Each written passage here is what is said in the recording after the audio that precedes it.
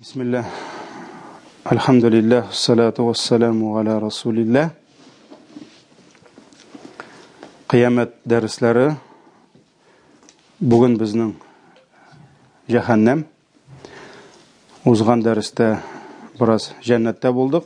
Bugün indi cehennemde. Şuna göre Allah Teala halkka jiberilgen peygamberlerini de beşiran ve nediran dey. Suyunduruşu hem kisetuşu dey. Şuna göre biz kişini suyundurga da tiyiş. Allah'ın ecri bilen de kerek vakitte. Ama kerek vakitte indi kimgadir korkutu da kerek. Bir kerek de özü bizge kelgende indi.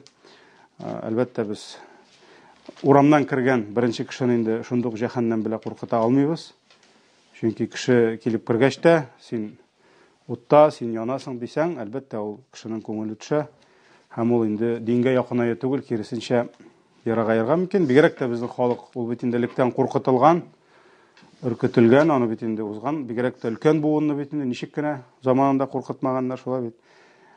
Şuna göre ol elbette bütün kişini korkutu hikmet tügül. Lakin indi biz elbette Allah Teala'nın әзірлеген имансызлар үшін, кәфірлер үшін әзірлеген cehennemin bilirge tiyişmiz. Hem biz korkarga tiyişmiz.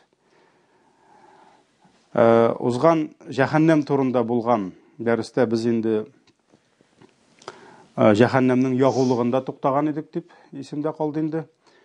Cehennemnin yağuluğu kile indi Kur'an-ı Kerim'de de anın yağuluğu kişiler hem taşlar dip kile. Şulay bitinde taş turunda tefsirlerden nişik kile biz alarını indi qaradık. Hem bugün cehennemnin ıssiligi, utu, cehennemnin tütünü hem ışkınları turunda sileşebiz.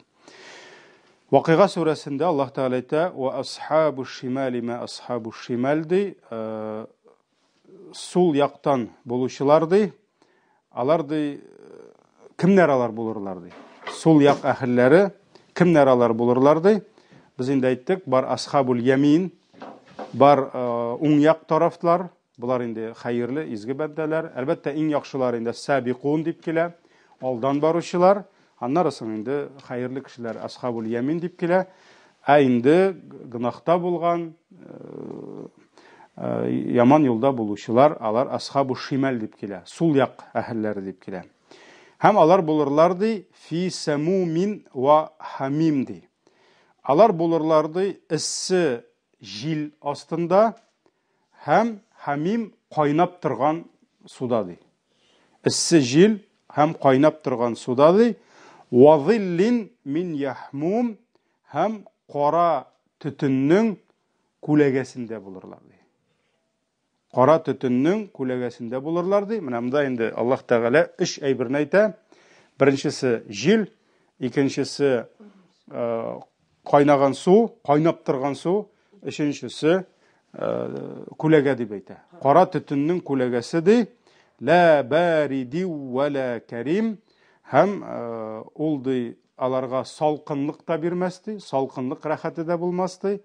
Hem ve la kerim alarga indi ol şuşu kulegeden bir nindi de aytik izgilik alar kurmeslerdi. Bu kulegenin yaxşılığın kurmeslerdi. Vakıga suresi 41-44 ayet. Mınamda Allah Teala'nın biz hikmetin görəbiz. Her bir ayette, her bir hükümde Allah'ın bizge bulgan her bir müracaatında zor hikmetler var. Mana bu ayette Allah Teala üç aybirini iske ala. Üç aybirini. Cehennemde. Birincisi Allah Teala jil dedi, semum. İkincisi hamim, su dedi, qaynap turgan. Üçüncüsü yahmum, yani qora tütünün kulegesi dedi. Mana şu üç şıganak dünyada bizge suunurga yardım ete. Jil. Bugün jile eskin diler. Şoy mu? Ezgire jil isip gitseydi diler. Koy vakit bik isi bulganda jitmeynerse jil jitmey. Özü biz ol jilini tudurabız. Үйге вентиляторлар қоябыз, шулай бит. Машинада кондиционерны кушабыз, кай вакыт салкыннар тиеп бите. Biz dünyalıkta issiden salkın jil bilen niшлибез? Issiden kaçabız. Suunabız. Cehennemde de şuşu jil bula. Lakin Dünyalыкta jil bizge rahatlık hem issiden salkınlık birse, cehennemdeki jil nişli? Ol yandıra. Cehennem jili kişiге salkınlık hem rahatlık tügül kirisinçe nişli? Ol kişini yandıra. Ol kişini kidire. İkincisi su. Biz dünyalыкta tamak kipse, şulay bitindi, su içebiz. Kıssak, su bilen nişlibіз, kıynabız. Hem su nişletebizne, işten de teni bizge, tıştan da salkınlık bire. Rahatlık bire. Biz isside koy vakit kızıp, pişip, su boyuna kelip, suğa şömüp çıksan, nerse, bitingni yusan da koy vakit, kullarını yusan da, rahat bulup gite, hem su bilen biz şuşu rahatlık salkınlık tababız. Cehennemde de bu var. Hem lekin ol kaynap turgan su. Hem ol kişiге gazap kana bire. Ol kişiге salkınlık vermiyor, ol kişiге rahatlık vermiyor, ol kişiге gazap bire. Hem üçüncüsü kulege. Kulege. Dünyalıkta kıyaş ıssısından koşabız ağaç kulegelerine. Nindidir istina ortuna, kirebiz nindidir tübe astına. Turudan turu kıyaşның nerse nurları bizge elekmegeç kulegede biz suunabız. Biz şunda rahatlık tababız. Şuna göre umumen Peygamberimiz sallallahu aleyhi ve sellem kulegenin kadrini bilirge kuştu.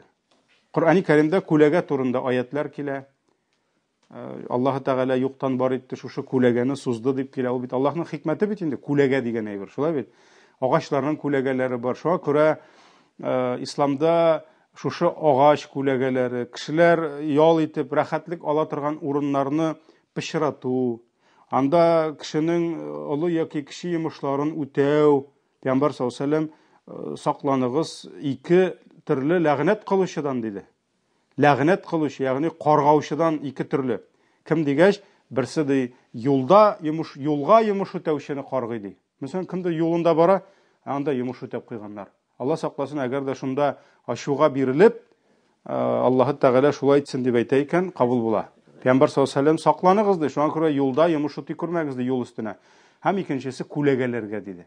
Çünkü kulegede kişi argan, kişi halsizlengen, kişi susagan, hem qaray, bigrek de Peygamber sallallahu aleyhi ve sellem qayda yaşadı? Şulda. Şulay bir çay kura kulege anda o big zor niğmeti. Hem mine o kulegege barım dese, anda yaman isler, yaman narsalar. Yani kimdir özünün ahlaksızlığın, edepsizliğin kılgan. Peygamber sallallahu aleyhi ve sellem ayta, şunu qargasadı, kabul buladı. Şul vakit. Çünkü kulegenin kıymeti var. Kulegenin kadri var. Dünyalıkta bizge ol rahatlık bire. Ama cehennemdeki kulege ol yanıp turgan utның qora kulegesi, tütün kulegesi. Hem o kişiге bir nindi de salkınlık, bir nindi de yaxşılık bilmeyecek. Yaxşılık bilmeyecek. Şuna göre dünyalıkta biz ümit etken eybirlerde cehennemde bizge yaxşılık bilmeyecek. Şulay yok, Allah Teala cehennemnin utun tasvirlap bizge ayta. Ve amma men khaffat mawazinuhu, hem kimning de ulşavunda izgilikleri jingil kilsedi. Yani kimning ulşavları jingil kilsedi, fa ummuhu hawiyeh. Anın anasıdır, qarağız. Anın anasıdır. Adette bitinde ana kişi o adam balasına bik yakın bula, bik kadirli bula. Anın anasıdır. Nerse bulurdu?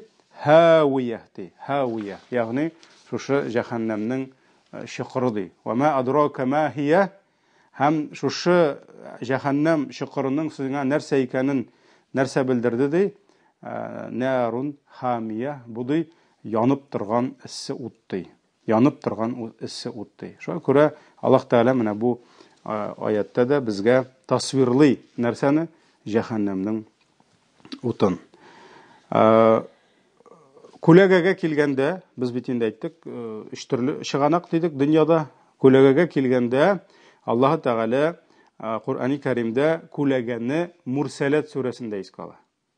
Murselet suresi 30. 33. ayetler Allah Teala nersedi? İntaliqu ila zillin зи thalath shu'ab. Барыгыз сез ди 3 тармаклы күләгәгә ди. 3 тармагы булган күләгәгә ди. La zalili wa la yughni min al-lahab ди. Ул күләгә ди сезгә салкынлык та бирмәс ди, һәм җәһәннәмнең утыннан да сезне сакламас ди. Кояшның нурыннан кирип качкач салкынмы? Салкын. Салкын. Пәйгамбәр саллаллаһу алейхи ва саллям хәтта bir кеше ант биргән. Күләгәгә кирмәскә, кояшта торырга һәм ураза тотырга, анда, ягъни инде су эчмәскә, беркем белән дә сөйләшмәскә. Пәйгамбәр саллаллаһу алейхи ва саллям бу мәгънәсез ант икәнен белеп, нәрсә диде? Суын эчсен диде, кеше белән сөйләшсен диде, кояштан күләгәгә китсен диде. Чөнки күләгә кояштан киткәч рәхәт, каплый. Җәһәннәмнең күләгәсе нәрсә ди? La zalilin wa la yughni min al-lahab. Ул кешегә бирмиди бу күләгә салкынлык та бирми, дөньяда көткән. Һәм нәрсә? Уттан да безне яшермиди. Күләгәсенә керәсең, анда тагын да газап. Иннаha tarmi bi shararin kal qasr ди. Һәм җәһәннәмнең ялкыны ди, ычкыннарын җибәрер ди. Менә без бит инде дөньялыкта күрәбез, утның ялкынның нәрсәләре кайвакыт ычкыннары чыга. Искры дип әйтәбез инде. Шулай бит. Аның искрысы чыга. Ягъни берәр агач юыш булып чәчтери бит инде тагын нәрсә. Дөньялыкта бит инде ул кичкенә генә. Шулай бит. Әмма ләкин җәһәннәм утының менә шушы искрысы дип әйтәбез инде, ычкыны иннаha tarmi bi shararin kal qasr ди. Ул ди зур зиннәтле сарайлар була бит инде, зур шундый сарай, замок. Менә шул замоклар кадәр ут ычкыннарын бәрер ди. Пәйгамбәр саллаллаһу алейхи ва саллям безгә инде бераз булса да күз аллау өчен нәрсә ди? Әйтә, ул ди зур замоклар кебек шундый ычкыннарын атыр ди. Һәм нәрсә ди? Кәаннәһу җималатун суфр. Һәм ул ычкыннар ди, алар дияләр рәвешендә булыр ди. Ягъни аның инде формасы дип әйтәбез, рәвеше, шәкеле дияләргә ошаган булыр ди. Шуңа күрә җәһәннәм уты, димәк, аның бар төтене ничә тармаклы? 3 тармаклы. Җәһәннәмнең төтене 3 тармаклы була. Һәм шушы җәһәннәмнән чыккан төтен ул нишли? Ул күләгә ясый. Күләгә. Әмма ләкин күләгә дөньялыкта кебек безгә салкынлыкта кешегә Алла сакласын бирми, һәм утның иссесеннән дә сакламый. Булмый. Шуңа күрә менә булар аңлашыла. Һәм инде уттан нишли? Шатыр шорт ниләр? Ычкыннар ялкыннан, һәм ул ялкыннар, ялкынның ычкыннары нәрсә? Зур замоклар кебек, зур биналар кебек була. Һәм инде аның рәвеше ул дия рәвешендә була инде дип килә. Дия кебек дип Пәйгамбәр саллаллаһу алейхи ва саллям күз аллау өчен бераз безгә калдырды. Җәһәннәмнең утының көче. Бу хакта Муддассир, Суратул Муддассир 27-нче, 28-нче, 29-нче аятларда әйтә. Аллаһ Тәгалә са услихи сақар, мин аныды сақар утына атырмын ди. Ягъни шушы җәһәннәм утына атырмын ди. Ва ма адрака ма сақар, һәм шушы утның сиңа нәрсә икәнен нинди әйбер белдертте ди. Нәрсә ул ди? Нинди ул ут ди? Ла тубqi ва ла тазар ди. Бу җәһәннәмнең уты ди, бер кемне кызганмас һәм бер нәрсә калдырмас ди. Ягъни бер нинди ут, кызгану дигән утта бер нинди әйбер булмый, һәм ул бер нәрсә калдырмый. Ягъни бөтен нәрсәне нишли? Яндыра. Лавахатул лил башар, һәм ул нәрсә ди? Ул кешеләрнең тиреләрен яндыра ди. Ул кешеләрнең тиреләрен яндыра ди.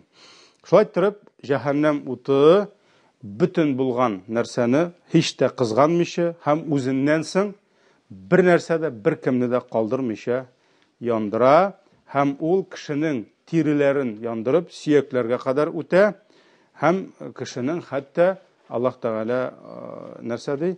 йөрәгенә кадәр үтә дип килә инде. Җәһәннәмнең уты кешене тишеп, яндырып, йөрәгенә кадәр үтә дип килә. Шулай ук сөйкле пәйгамбәребезнең саллаллаһу алейһи ва саллям хадисе килә, ул безгә шушы җәһәннәм утын чагыштыру өчен дөнья уты белән мисал китерә. Менә безгә бит инде барыбер җәһәннәм дигәч, без күз алдына китерәбез чокыр. Ул барыбер чокыр безнең бу дөньядагы чокыр кебек инде. Ул ниндидер кешенең кая нәрсә күргәне бар инде, кемдер базан искә төшә. Ләкин без сезнең белән әйттек, 70 ел элек чырып җибәрелгән таш яңа гына җитте ди. Шуңа күрә башка сыйдырып бетереп булмый. 70 ел буе ул ничә чакрымга, ничә миллион чакрымга төшер иде. 70 ел буе бер туктамыйча. Шулай бит инде. Ул бик күп инде. Бик күп. Хәтта дөньядагына әйтәләр бит инде ташны төшереп җибәрсәң, шама белән 200 км в час төшә диләр инде. Скорость свободного падения. Монда бит инде күз алдына китереп булмый. Ул таш никадәр төшә. Һәм Пәйгамбәр саллаллаһу алейһи ва саллям безгә мисал итеп китерә. Нарукум джузун мин 70 джузан мин нари җәһәннәм ди. Сездә булган ут ди, дөньяда да ут бит яндыра. Шулаймы? Сездә булган ут ди, ул җәһәннәм утының 70-тән бер өлеше ди. 70-тән бер өлеше генә ди. Менә җәһәннәм уты берәү шуны 70-кә бүләбез дә, шуның 70-тән бер өлеше генә дөньядагы ут. Шулай бит. Дөньядагы ут җитәр имесең кешеләрне газапларга? Сорау. Дөньядагы ут та бик авырттыра. Кай вакыт газга гына пешсәң дә, чәйнүккә генә пешсәң дә рәхәт түгел. Шулай бит инде, ул бит инде авырттыра. Шуңа күрә дөнья уты да яндыра. Дөньяда әллә нинди утлар күрәбез әле без. Тимерне дә яндыра, ташларны яндыра, менә лавалар төшә бит инде, шулай бит. Шуңа күрә бер кеше сорады: "Я Расулаллах, безнең утта җитәр иде" ди. Ягъни 70-тән бер өлеше булмаса да, ягъни 70 тапкыр эссерәк булмаса да, кешене газаплау өчен бу дөньяныкы да җитәр иде ди. Шуннан соң Пәйгамбәр саллаллаһу алейһи ва саллям әйтә, 69 өлешкә ди, сездә булган уттан ул эссерәк булыр ди. 69 өлешкә ди. Ягъни 69-га, безнеңчә әйткәндә тапкырларга инде кирәк, ләкин Пәйгамбәр саллаллаһу алейһи ва саллям инде гомумән менә бу 70 сүзе ул күрсәтә күплекне, күп мәртәбәләргә дип килә инде. Ул бит 7 саннары күп килә бит инде. 7 мәртәбә, 70 мәртәбә дип килә, 700 мәртәбә дип килә бит инде. Шуңа күрә ул инде бик күп дигән сүз. Бик күп мәртәбәләргә җәһәннәмнең уты эссерәк. Бу хадис Бухари, Муслим риваятларында килә. Шуңа күрә җәһәннәмнең утын дөньядагы ут белән моны күз аллап булмый. Ул дөньяның утыннан 70 тапкыр артыграк. Шулай ук дөньядагы ут, аның бер сыйфаты бар, ул яна-яна әкрен генә сүнергә мөмкин. Шулай бит? Әйе, ягулыгы бетеп, утыны бетеп, тегесе булып. Әмма җәһәннәмнең уты янган сайын суынмый. Ул суынмый. Һәм аның уты бетми. Күпме генә вакыт үтсә дә. Шуңа күрә Нәбә, Амма ятасаалун. Нәбә сүрәсендә Аллаһ Тәгалә нәрсә ди? Фазуқу ди. Зуқу ягъни кабып карагыз ди, татыгыз ди. Вкусите ди. Фазуқу фалан назидакум илля азаба. Һәм без сезгә газаптан башканы өстәмәсбез ди. Ягъни бу аят күрсәтә нәрсәне? Җәһәннәмнең утын татыган сайын ул кимеми. Ул нишли арта гына. Фалан назидакум илля азаба. Сезгә ди газаптан башканы өстәмәсбез ди. Нәбә сүрәсе 30-нчы аят. Шулай ук Исра сүрәсе 97-нче аят Аллаһ нәрсә ди? Куллама хабат. Җәһәннәмнең уты ди бераз гына сүнә башласа ди, зиднахум саира ди. Аның ялкынын өстәп җибәребез ди. Аның ялкынын арттырып өстәп җибәребез ди. Әл-Исра 97. Шуңа күрә Алла сакласын. Кем җәһәннәмгә керә? Битте аңа. Нәрсә? Салкын, ягъни суыклык, рәхәтлек, Юк аңа салкын сулар, сорылар яңгыр, өстән төшә утлы яңгыр, тагын да газаплы, тагын да яндыра торган. Сорылар ризык, әле турында булыр. Ягъни кешенең Аллаһ газаплаячак ачлык белән. Ягъни кеше бик каты ач булачак. Шуннан соң Аллаһ аларга энәле, шәнечкеле үсемлекләр бирәчәк. Алар шуны ач килеш инде башлары эшләмичә тутырачак, һәм аларның ул бөтен нәрсәләрен кисеп яндырып бетерәчәк. Ансы инде җәһәннәмнең ризыгы дигән темада. Шуңа күрә юк бетте. Ял итүдә юк. Менә дөньяда барыбер кеше ял итә. Мәсәлән, баш авыртты, әзрәк бетеп тора. Нәрсәседер сызлый, мәсәлән, бар сызланып ятучылар. Анда нәрсәдер эчә дә, бераз гына булса да, әз генә сулыш алып тора. Ниндидер тормышта авырлык килә, ләкин авырлыктан соң нәрсә? Җиңеллек килә. Җәһәннәмдә юк. Юк. Шуңа күрә бөтен яктан газап, бөтен яктан сызлану, авырту, бөтен нәрсә юк. Фәлә юхаффафу анхумул азаб. Аллаһ Тәгалә нәрсә ди? Аларның газаплары җиңеләйтелмәс ди. Җиңеләйтелмәс. Вәләһум юнсарун. Һәм аларга бернинди дә ярдәм бирелмәс ди. Бик каты сораячаклар Аллаһтан ярдәм. Аллаһтан җиңеллек, ләкин Аллаһ нәрсә ди? Булмас аларга җиңеллек ди, газап җиңеләйтелмәс ди. Һәм аларга бернинди дә ярдәм булмас ди. Бакара сүрәсе 86-нчы аят. Шулай ук хәдисләрдә килгәнчә, һәр көнне җәһәннәм уты өреп нишләтә? Кай вакыт утын бераз гына янып китми торса, нишлибез? Өрәбез. Өргәч нишли? Ул кабынып китә. Һәр көнне җәһәннәмнең ялкыны нишли? Өреп тагын да кабызыла. Тагын да. Моңа дәлил Пәйгамбәрбез саллаллаһу алейһи ва саллям әйткән, бу Сахих Муслимда килә. Имам Муслим риваятендә: "Салли салата субх, thumma aqsir ani salati hatta tatlu'a ash-shams hatta tartafi'di."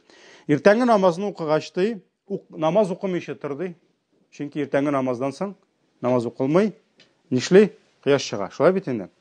Намаз укымыйча торды, хәтта кояш чыгып күтәрелгәнче ди. Ягъни нинди намаз вакыты җиткәнче? Духа. Шулай бит инде, духа намазы кергәнче. Ягъни соңгы ераклыгында, соңгы биеклегендә кояш күтәрелгәнче, анда инде 20 минутмы, кояш чыкканнан соң намаз укылмый. Шуңа күрә Пәйгамбәр саллаллаһу алейһи ва саллям иртәнге намазын укыда, намазны укымыйча торды. Хәтта күтәрелгәнче ди. Чөнки бу вакытта ди шайтанның ике мөгез арасыннан күтәрелә кояш ди. Һәм шушы вакытта кафирләр аңа баш ияләр ди. Ягъни кафирләр шайтанга баш ияләр ди. Шуннан соң, кояш күтәрелгәннән соң, thumma salli, намаз укы ди. Һәм синең бу намазың ди, мәшһүдәтун махдуратун ди. Бу намазыңны күреп торырлар ди. Димәк, фәрештәләр синең бу намазыңны күзәтеп торалар, һәм махдуратун ди. Бу намазыңны укыганда булырлар ди. Димәк, синең кырында шушы намазың укылганда фәрештәләр турып, алар күреп, белеп торалар инде. Хатта ястaqilla zillu birrumhti. Һәм син бу намазыңны укыды, хатта күләгә кишерәйгәнче ди. Хатта күләгә кишерәйгәнче ди. Ягъни сөңгенең сөңге казап куелган копьёның күләгәсе ди, яки анда көн чыгышка яки көн батышка авышканчы ди. Син ди, ягъни зәвал вакыты җиткәч, син намазыңны туктат ди. Чөнки зәвал вакытында шулай ук кояш чыкканда кебек, кояш байганда кебек намаз укырга ярамый. Шулай бит инде. Һәм менә шушы вакытта ди, нәрсә ди? Пәйгамбәр саллаллаһу алейһи ва саллям әйтә: "Фа инна хайна идин тусҗару җәһәннәм" ди. Менә шушы кояшның иң үстә булган вакытында, нинди вакыт әле? Зәвал, зенит вакытында җәһәннәмнең уты нишли ди? Өреп кыздырыла ди. Җәһәннәмнең уты өреп кыздырыла ди. Фа иза aqbala al-fay'a fasalli ди. Һәм инде яңадан күләгә зурая башлагач, хәбитне кояш зенитка менгән сайын, түсінгінің нишли жиыла күләгәсе. Һәм яңадан күләгә зорая башлагач намаз укыды. Ягъни нинди намаз? Иләне инде шул вакытта укыйбыз. Шулай ук илә вакытындагы исселек турында хадислар күп. Шуларның берсе Абу Хурайрадан килә, Пәйгамбәр саллаллаһу алейһи ва сәллям әйтә: "Идәштаддал харру фаабриду бис-салати." Әгәр дә бик каты исселек артса ди, бик каты кыздыра башласа ди, сез ди намазыгызны бераз кичектереп торыгыз ди, суынганчы ди. Монда бит инде моннан 14 гасыр элек хәзерге кебек мәчетләр булмады. Анда бит инде шул, анда бит инде иссе, хәтта мәсәлән кем хаҗда гомрәдә искә алгансыздыр, илә вакытында хәтта кими бит инде тавафлар кими. Ни өчен? Чөнки бик каты иссе. Анда инде башыңа әйбер кимәсәң, капламасаң, яки каядыр этажлар арасына кирип качмасаң, ачык һавада яндыра бөтен әйберне. Шуңа күрә Пәйгамбәр саллаллаһу алейһи ва сәллям бик каты яндырса ди, иләне дә көтеп торыгыз әз генә ди. Көтеп торыгыз бераз суынганчы ди. Һәм нәрсә ди? Фа инна шиддатал харри мин файхи җаһаннам ди. Һәм кояшның менә бу иссесе ди. Кояшның бу иссесе ди, җаһаннамның сулавы ди. Җаһаннамның сулавыннан килә ди. Шуңа күрә Пәйгамбәр саллаллаһу алейһи ва сәллям бераз гына кешене интектермәгез ди. Соңракта. Бездә инде ул проблема юк. Беренчедән инде бездә климат ул түгел, шулай бит инде. Бик каты исседә дә ул кадәр түгел. Икенчедән инде бездә мәчетләр ябык, салкын, җәй көне, шуңа күрә мөмкинлек бар. Димәк, җаһаннамның дөньяга тәэсире бармы? Димәк, җаһаннамның әле дөньяга да тәэсире бар икән, ләкин бу башка тема. Иншалла алга таба булыр. Ничек җаһаннам дөньяга тәэсир итә дигән ансы темада карап алырбыз. Ул кыска гына. Кыямәт җиткәч, гынахкар бәндәләрне җаһаннамга керткәндә, җаһаннамның утын тагын бер яңартып җибәрәчәкләр. Тагын бер яңартып, кыздырып җибәрәчәкләр. Шуңа күрә Пәйгамбәрбез мисалыны хадис түгел, монда килә аят: "Ва иҙа Аллаһ Тәгалә әйтә: "Ва иҙал җаһиму су'ират", кашан җаһаннам уты ди яңадан яндырылып җибәрелер ди. Яндырылып җибәрелер ди. "Ва иҙал җаннату узлифат", җаннат ди изге бәндәләргә якынайтылыр ди. Җаннат үзе каршыга чыга. Әйдә килегез инде дип, каршы ала. Җаһаннам уты яңадан кыздырылып җибәрелер ди. Тәквир сүрәсе 12-13 аят. Монда инде хадисне дә искә алырга була. Әле ул алга таба ул хадис булыр. Беренче 3 кеше утны дүртләтеп җибәрергә. Кемнәр алалар? Хадистә килә. Абу Хурайра ул хадисне сөйләгәндә берничә мәртәбә куркудан аңын югалтып җыгылды. Кемнәр? 3 кеше. Беренчесе Кур'ан галиме диде. Кур'ан хафиз гына түгел, анда гомумән галим диде. Икенчесе гомер буе садака биргән, юмарт кеше. Өченчесе Аллаһ юлында шахид китүче, ләкин шаһадәте кабул булмаган инде. Димәк, берсе кешеләргә хезмәт иткән, гыйлем биргән, бу нинди галим дип, рия белән ихласлыгы булмаган, мактасыннар өчен, зурласыннар өчен. Икенчесе гомер буе садака биргән, кара нинди юмарт, нинди яхшы кеше бу дип, аны мактасыннар өчен, ягъни Аллаһ ризалыгы өчен түгел, кешеләр ризалыгы өчен. Аны зурласыннар, каядыр анда Инстаграмга куйсыннар, каядыр газетка язсыннар. Элек газетның беренче бите инде мин шаккатайдым. Әле авылда имам булып йөргәндә, берәр авылга барсак, мәчет ачылышына, берәр шундый мәҗлескә барсак, районнан корреспондент килә иде инде. Шулай дип әйтәләр инде. Район газетасыннан. Һәм ул фотога төшерә башласа, өлкән буын бөтенесе басая. Һәм мин гел басмый идем. Шуннан соң миңа әйтәләр: "Син нәрсә, бу бит район газетасында чыгачак" дип. Бу кешене социализм гомумән өйрәтте рияга. Чөнки Аллаһ ризалыгы булмады. Шулай бит инде.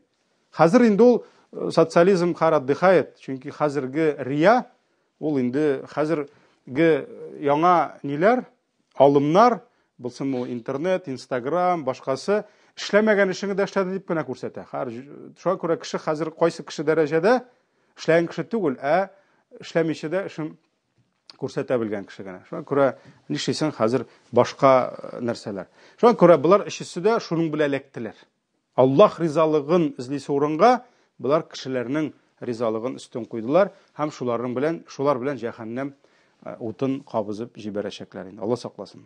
Менә Коръәнне ятлаган, гыйлемне дә булган, хезмәт тә иткән, ихласлыгын нәрсә кайгыртмаган.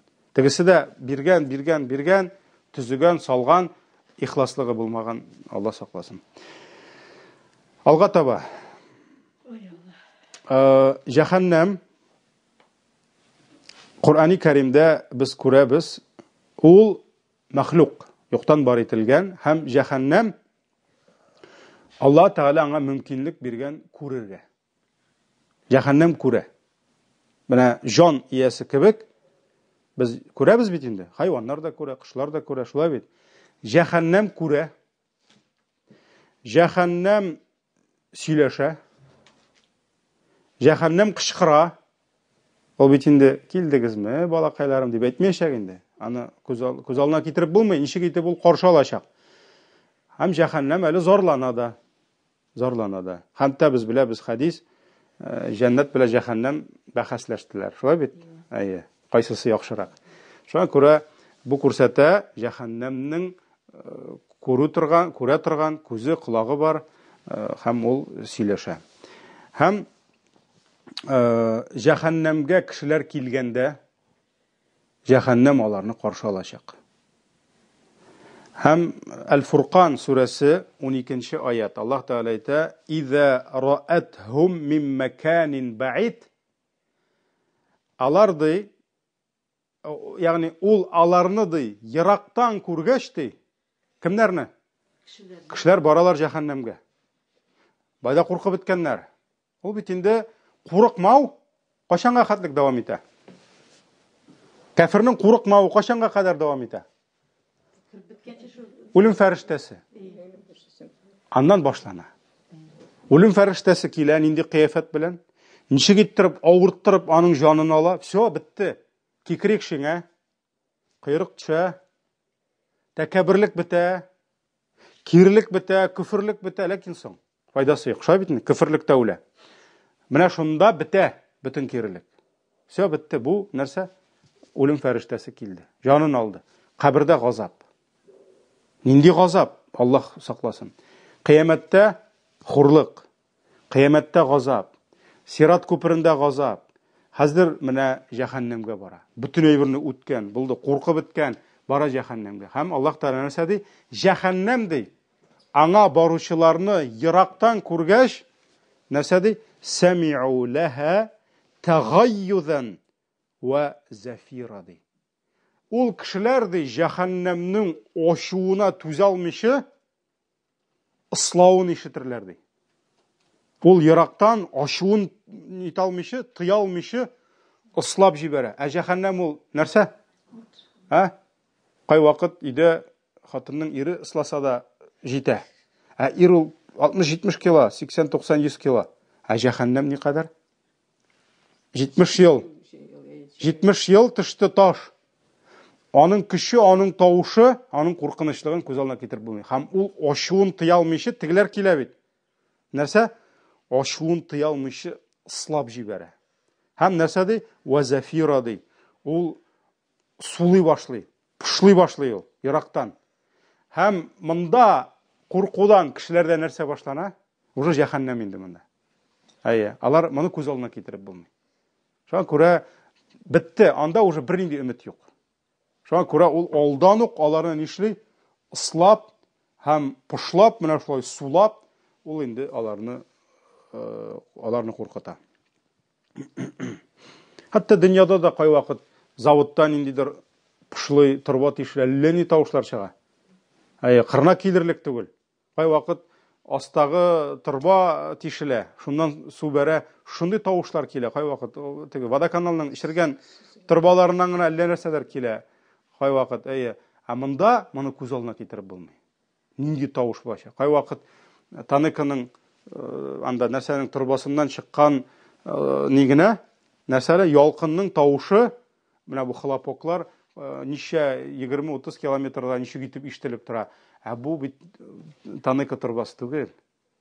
Бу күз алдына китереп булмый моның иславын, ачуын җыеп түзә алмыйча. Һәм нәрсә шушы нитүен, сулавын моны күз алдына китереп булмый. Һәм инде Ибн Джарир тапшыра Абдулла ибн Габбасның сүзләрен. Ибн Габбас инде ул Пәйгамбәр саллаллаһу алейһи ва сәлләмнең туганы, шулай бит инде абыйсы, әтисенең бер туган абыйсының улы була инде бу. Һәм ул тәфсирдә бик зур галим булды. Тәфсирдән. Һәм шуңа күрә тәфсирләрдә Ибн Габбасның сүзләре бик күп килә. Ибн Габбас әйтә, шушы аятка аңлатма биреп, нәрсә ди? Дөрестлектә ди, булыр шундый кеше ди, аны ди җәһәннәмгә алып китерләр ди. Монда инде Ибн Габбас каян алды микән дисәк, гадәттә инде әгәр дә бу яшерен дөнья булса, мәсәлән, дөньялык түгел бит, бу ахиратны каян белә ул? Пәйгамбәребездән ишеткәндер дип галимнәр әйтәләр инде. Шуңа күрә бу үзенең сүзе буларга тиеш түгел. Абу Хурайра кайвакыт сөйли, кыямәттә шулай булыр дип, ләкин хадис түгел. Шуңа күрә монда дагын Ибн Габбас үз сүзе белән сөйләгән икән, димәк ул пәйгамбәребездән алган мәгълүматны җиткерде дип әйтәләр инде. Шуңа күрә Ибн Габбас әйтә, кыямәт көнендә ди, җәһәннәмгә таба алып китерләр бер кешене ди. Һәм ул җәһәннәмгә барган саен шул кадәр җыерылыр ди, аның тәне үз эченә керер ди. Ягъни тәненең бер өлеше икенче өлешенә керер ди. Ничек кабер кысылгач кабыргалар керә бит бер-берсенә. Куркуыннан нишли?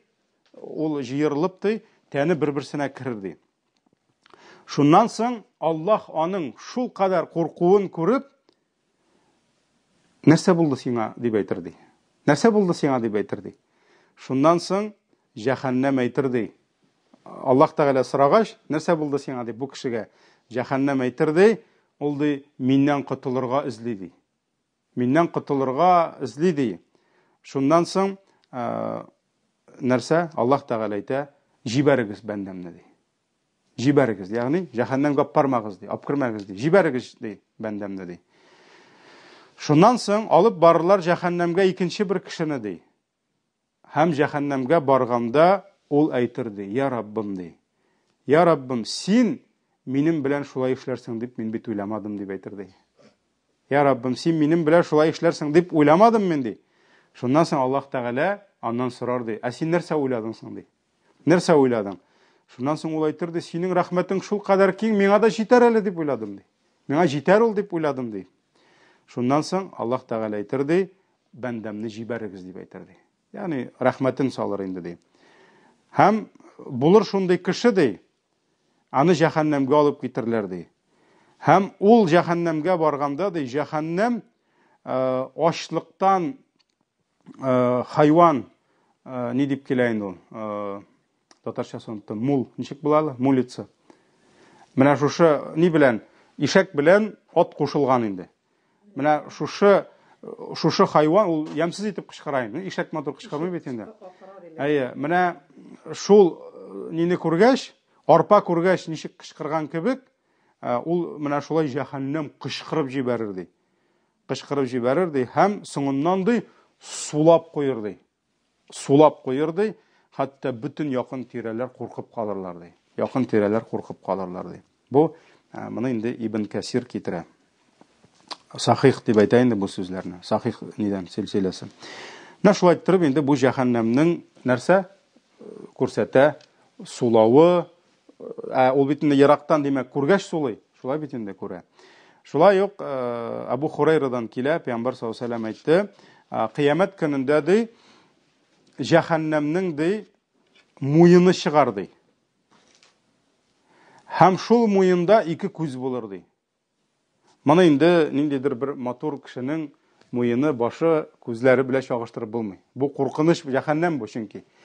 Аның чыгар муены ди, һәм ул муенның ике күзе булыр ди. Ул күзләр күрә торган булырлар ди. Шулай ук аның ике колагы булыр ди, ул колаклар ишетер ди. Һәм аның теле булыр ди, ул тел сөйләр ди. Демәк, җәһәннәмнең бу хадис дәлил булып тора нәрсәгә?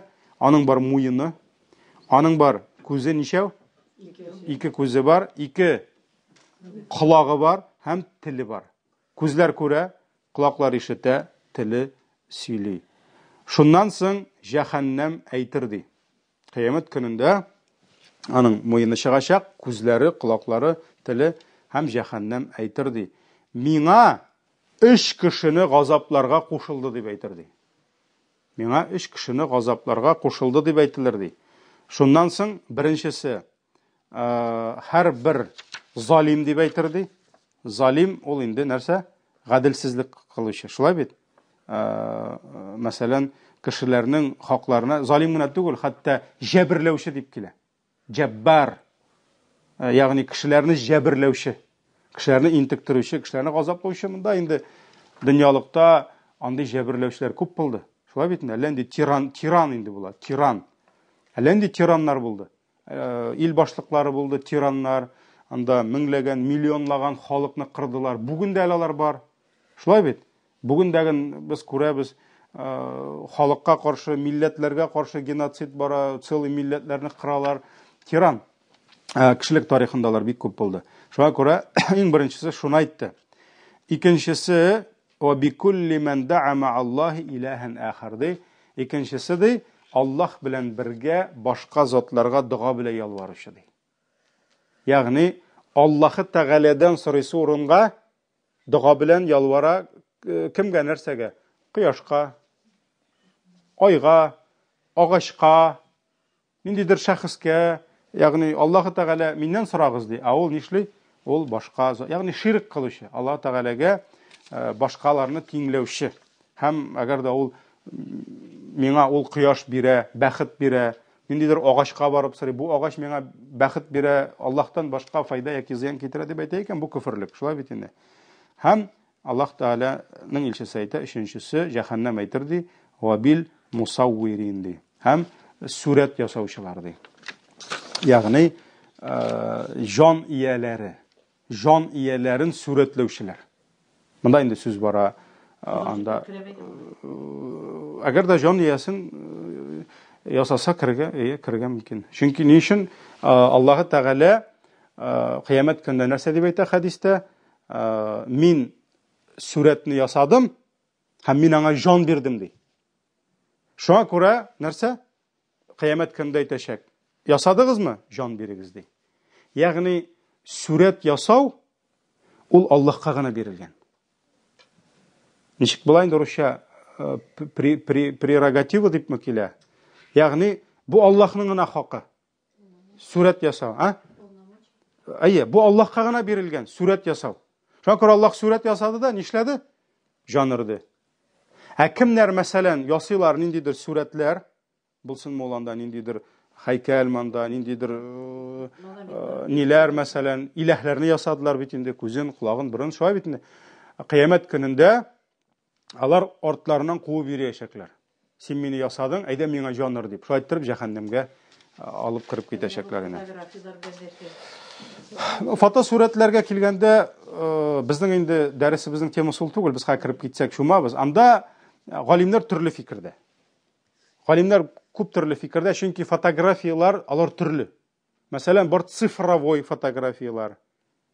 Мәсәлән, кайбер галимнәр әйтәләр, цифровой форматта сакланган фотографияны сурәткә санамаучы галимнәр бар. Чөнки ул нәрсә? Ул точкалар. Ул сурәт түгел ди. Ул ниндидер информация гына, мәгълүмат саклап куя торган.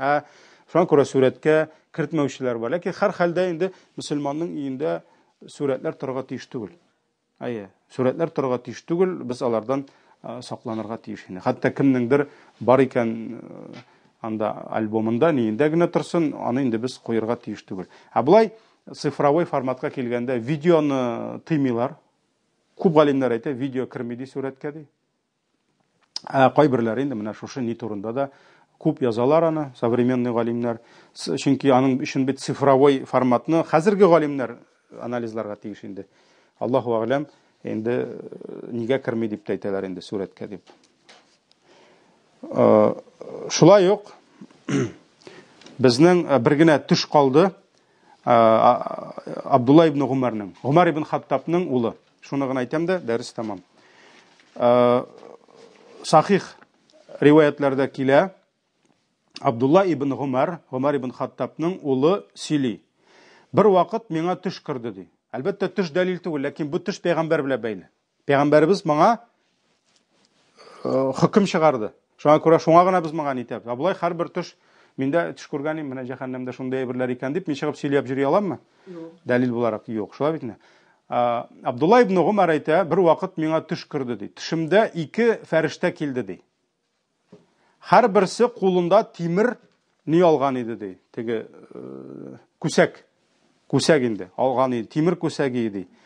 Шуннан соң алар миңа әйттеләр ди. Сиңа курыкма дип әйттеләр ди. Курыкма. Син яхшы кеше дип әйттеләр ди. Әмма ләкин син ди, әле өстәвенә ди, төнге намазларыңны да арттырсаң дип әйттеләр ди. Ягъни син яхшы кеше, ләкин ярдәм итте яхшылыгыңда төнге намазларыңны арттырсаң. Шуннан соң алар мине алып киттеләр үзләре белән ди, һәм җәһәннәмнең кырына алып килделәр. Димәк, кыр кая аста дальше китә, пропасть. Шулай бит инде. Һәм ул ди, кыр-кырдан ташлар белән әйләндереп алынган тирән бер кыйга ашаган иде ди. Тирән бер кыйга ашаган иде ди. Аның кырлары ди, кыйык кебек, чыннан да кыйының кырлары кебек иде. Элек бит менә кыйны казаганнар да таш белән обкладывали. Менә шуның кебек иде ди, кырлары ди. Һәрбер аның кыры буйлап ди, фәрештәләр басып тордылар ди, кулларында тимер күсәкләр иде ди. Тимер күсәкләр иде ди. Һәм мин күрдем ди, шылбырга аякларыннан асылынган, башлары баш түбән асылынган, мин анда ирләрне күрдем ди. Шул ирләр арасында ди, мин кайбер Курайшларны күрдем ди. Ягъни пәйгамбәребезгә каршы булган күферлек кылган Курайшларны күрдем ди. Соңыннан ди, мине ди алып киттеләр уңга таба ди. Ул уянганнан соң моны барып сөйли Хафсага. Хафса кем әле? Пәйгамбәрнең хатыны, ләкин аның кеме була? Хафса Гомәрнең кызы. Абу Гомәрнең улы, бер туган инде. Шулаймы? Әйе, Хафсага барып сөйли. Соңыннан Хафса моны пәйгамбәребезгә сөйли. Менә ди Ибн Гумар, Абдулла күргән шундый төште, пәйгамбәр саллаллаһу алейһи ва сәллям әйтә: "Инна Абдуллаһи раҗулун салих" ди. Абдулла ди бик хәерле ир ди. Изге кеше ул ди, ягъни яхшы кеше ди. Бу Бухари риваятларында килә инде. Субханакаллаһумма бихамдик, ашһаду ан ла илаха илля ант, астагфирука ва атубу илейк.